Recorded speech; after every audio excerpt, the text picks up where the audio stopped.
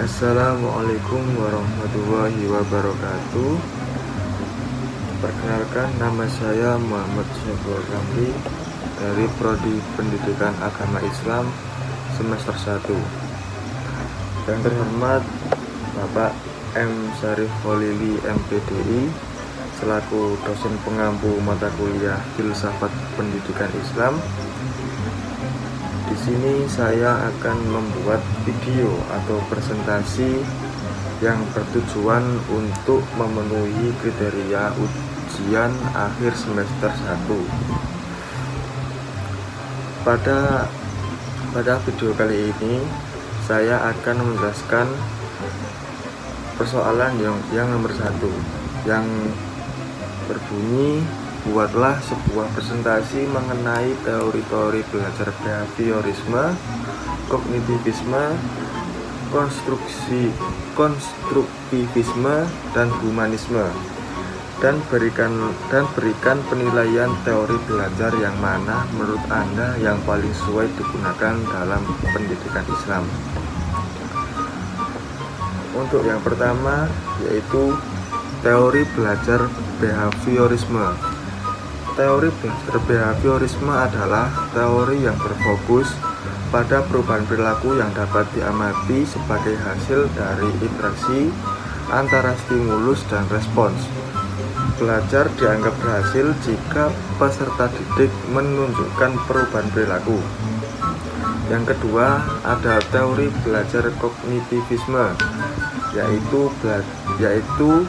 belajar yang menekankan proses mental dalam belajar seperti berpikir, memahami, mengingat, dan memecahkan masalah.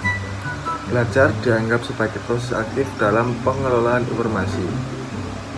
Yang ketiga, ada teori belajar konstruktivisme, adalah teori yang berfokus pada bagian individu membangun pengetahuan melalui interaksi dengan lingkungan dan pengalaman. Yang keempat, ada teori belajar humanisme.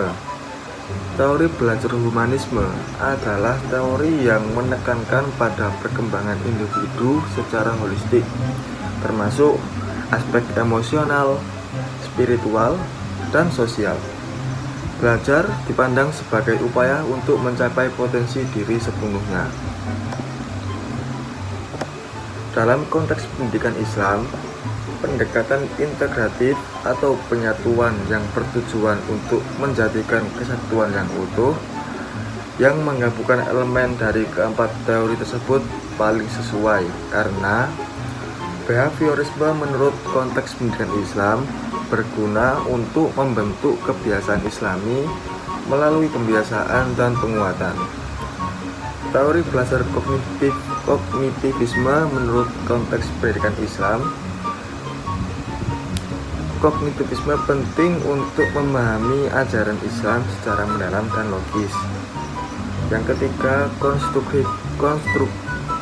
konstruktivisme. Dalam konteks Islam, teori ini mendukung pembelajaran yang aktif dan relevan dalam kehidupan nyata. Yang keempat, ada humanisme. Dalam konteks pendidikan Islam, humanisme menekankan pengembangan akhlak mulia dan potensi spiritual. Namun, menurut saya pribadi, yang paling sesuai untuk pendidikan Islam adalah teori pendidikan humanisme, karena pendidikan Islam bertujuan membentuk manusia yang beriman, bertakwa, dan berakhlak mulia yang selaras dengan fokus humanisme dan pengembangan individu secara menyeluruh, termasuk aspek spiritualitas. Pendidikan Islam tidak hanya bertujuan mencerdaskan akal, tetapi juga membentuk hati dan jiwa sesuai dengan nilai-nilai ilahi.